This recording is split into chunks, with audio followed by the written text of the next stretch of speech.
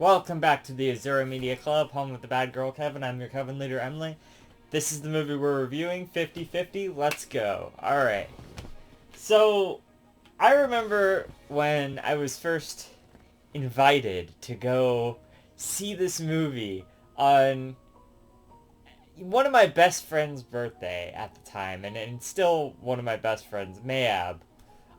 He said, hey, let's go see this fun comedy movie about this guy who gets cancer and uses that to score women or whatever. And that's how the trailers made it seem too. That's part of this movie, a very small part of this movie. Uh, but yeah, so he's like, oh, and I'd seen the trailers and stuff, and it's like, oh yeah, like Joseph Gordon-Levitt, he's uh he's a great actor, I like him in pretty much everything he's in, and he's attractive. So, I mean, there's that. He's great. I like him. Seth Rogen, of course, great in a lot of things. Usually the comedic element to some things. At the time, he wasn't as overplayed, I don't feel like, yet. Like 2011 or whatever. Not that he, wasn't still, like, overdone. He was the comedy guy, but, I mean, honestly, this is like one of those roles where he kind of pulls it off. He does something serious and it works. I like it. I like that. I like seeing Seth Rogen go a little bit out of his comfort zone there. It's got Anna Kendrick, of course, as his therapist. I love Anna Kendrick, in no small part thanks to this movie. And many others like Scott Pilgrim and I don't know, other just a bunch of other movies that she's been in, but definitely this one is a great movie that she's been in, but I like her. Um, Bryce Dallas Howard as the terrible first girlfriend in this movie, who's such an asshole, and we all hate her. But she's hot. She's hot in this movie. She was hot in the other movie too. Other movies too. But what can I say? Personally, I would, Anna Kendrick is more my style, but that's neither of them are ever gonna happen anyway. So I'll probably never even meet any of these people that are in this movie. But anyway, so it's such a imagine my surprise when we sat through this movie and it was shockingly dark at moments and shockingly sad, and I don't know why I didn't expect that out of a movie about cancer. And I but you could take that and make just like a straight comedy out of that, and that could be a movie, but they played it up like it was this comedy. The fucking quotes on the front, look at that shit. A laugh out loud comedy, one of the best movies of the year. Yeah, one of the best movies of the year. A laugh out loud comedy? Are you fucking kidding me right now? Yeah, it's funny in like a lot of aspects of the movie, but did you see the other half of the movie that is sad and depressing as hell? But after seeing it a few times, and definitely it, it it definitely resonates. It's depressing, but there's an optimistic undertone there at a lot of moments, and that's nice. But for a lot of the movie, it is this very weighted depression because he's dying slowly, and it's like and like he says later in the movie, it's like, I don't know why everyone's just so afraid to say it. You're dying, man. Like, it makes it worse that nobody will just say it, kind of thing. And yeah, it's tough. It's really emotional, and not that it's a hard movie to watch, but it is, in that good way. It's not like, oh my god, this is so cringy or something. This is hard to watch. This is like, wow, this is hard to watch because I feel so emotional and invested. And I won't lie. I mean, I definitely got some tears this time around, and I was expecting that, of course. I mean, I remember when I showed this to my friend Jameson, and then he really liked it, of course, too, and because he wasn't there for the initial viewing, it was me and John Black and Mayab. And what a random, crazy, not what we expected at all movie for his birthday there. I remember the initial viewing, I mean, I think I really enjoyed it, but still, it was just very depressing, and we just all looked at Mayab and we're like, what the fuck, man? Like, this is the kind of movie we were getting ourselves into, but yeah. But no, it's very good, and I'm not gonna do like a play by play. I just want to talk about.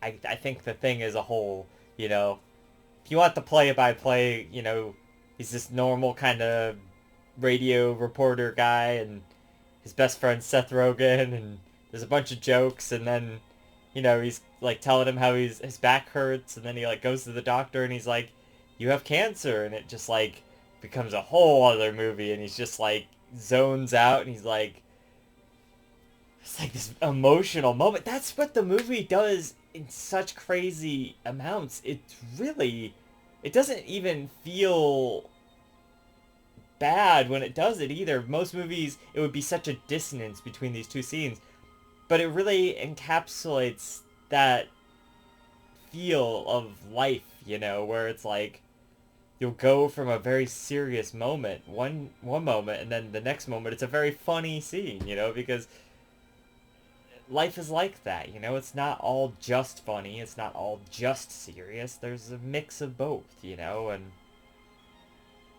it felt really natural in that regard. And the soundtrack helps that a lot. I know we're not listening to the soundtrack here because nobody's really compiled that, put that out there. I feel like this movie kind of, not that it's like unknown or anything, but it kind of in recent times has fallen off. Nobody really talks about it anymore. Probably because most people saw it once, were super depressed about it, and just kind of said, okay, well, I'll forget about that one. But for me, this is like a really good movie. I like to come back to this one every now and again just to have that really cathartic, emotional feel. Um, Something else that I know that they did well, noticed that they did well, was details throughout the movie. I like a detailed and structured, not structured, detailed, those are the wrong words. Detailed is fine, like little details that play into later, like, Anna Kendrick's character keeps, like, touching him, and he doesn't like that, and they set that up earlier when his boss is touching him and stuff, and then eventually, by the end of the movie, in the middle of the movie, he's like, oh, that's good, she gets it, and then at the end of the movie, she does that, and he it's good, like by the end they really get there, with that. And so it's like a little storyline, a little detail within the thing, that's part of his character there, Adam Lerner, Joseph Gordon-Levitt's character there.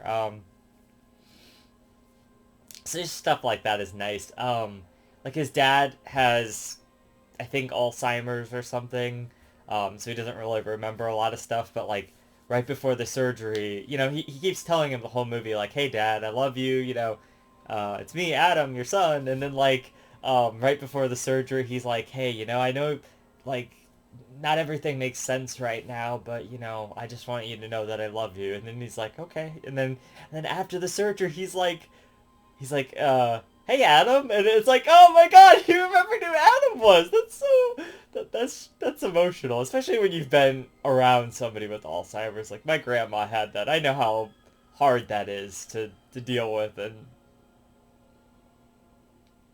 that's just so special.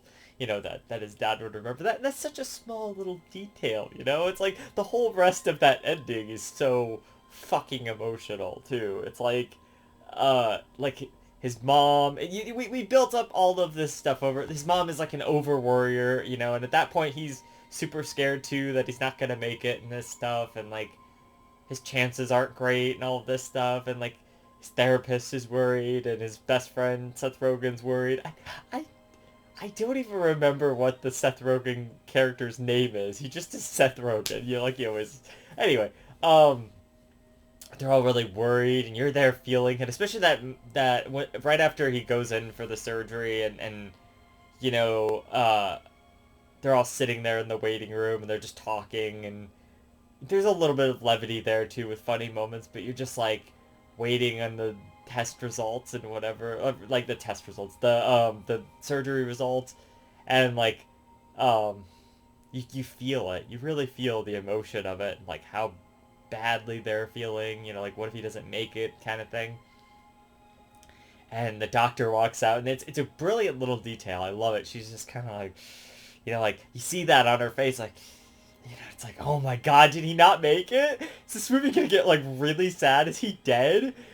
And you're like, like at this point, you're like, oh my god, no. And then she walks out, and she's like, there were some complications, and everyone's just like, yes, and they're watching and listening to what she's saying, ready to just hear the news, like, did he make it or not? Is he gonna be okay? She's like talking about these complications, and she's like, it's gonna be a long road back, but he's gonna be okay. And spoilers for this movie, by the way. I'm sure you knew that already, but and then you feel the relief, and you see it in everyone else, and you feel it too. Like the mom, she's like, oh my god, he's gonna be okay. And that's how you're feeling. You're like, oh, Adam, he's gonna make it. That's great. I love it. Seth Rogen's like, you should start with that news. It's like, yeah, you should start with that news. Tell me all the details. Start with, he's gonna be alright. He's gonna make it. It's a long road back, but he's gonna make it, kind of thing. That's just a really nice and powerful ending. It's a really nice and powerful movie. With a lot of comedy thrown in there for good measure of uh, not being the most depressing movie ever made or something. Um, but they took a real realistic approach on something like cancer, like a disease that would kill you kind of thing. So um, there's even these like older guys that he's there doing the chemotherapy with, and then one of them dies, and he's like, wow, we just were there hanging out with him yesterday, and he's like, yeah, that's what happens, man. We got cancer. This can happen, So, I think that's a nice little scene there, because it shows the option, not the options. It shows what could happen. It shows the one guy that is alive, and it shows the one guy who died. And that's your two ways. That's the two paths here. I mean, at the end of the day, that's what's gonna happen, and the movie tackles that, and I think that's powerful. It's not just some comedy. It's more than that. It's so much more than just some comedy. That's why I find that quote really insulting. A laugh out loud comedy. Yeah, maybe that's half of it, but what about the parts where I'm crying too? I mean, what about those parts? So, um, I mean, just incredibly well acted. It is just so great all around. Everyone does such a good job, And I like Anna Kendrick and his Adam's relationship. Catherine, I guess, is her name in the movie. They say that at like the end, I guess. Their relationship is really nice, and of course they can't be more than like just patient doctor until like the very end, I guess, which is when it's fine, when he's like done with all of that, and that's what they kind of end on, is that. And then the whole thing about the bad girlfriend earlier was like, he gets cancer, and she basically is cheating on him and stuff, and it's like, geez, this is a real fucked up kind of thing. And it's like, he gave her it out like a bunch of times, and she didn't take it, and Seth Rogen catches her cheating on him at a party, and exposes her for what she's done, and Adam, of course, breaks up with her, which is good, because then he eventually gets to have a better and more awesome girlfriend.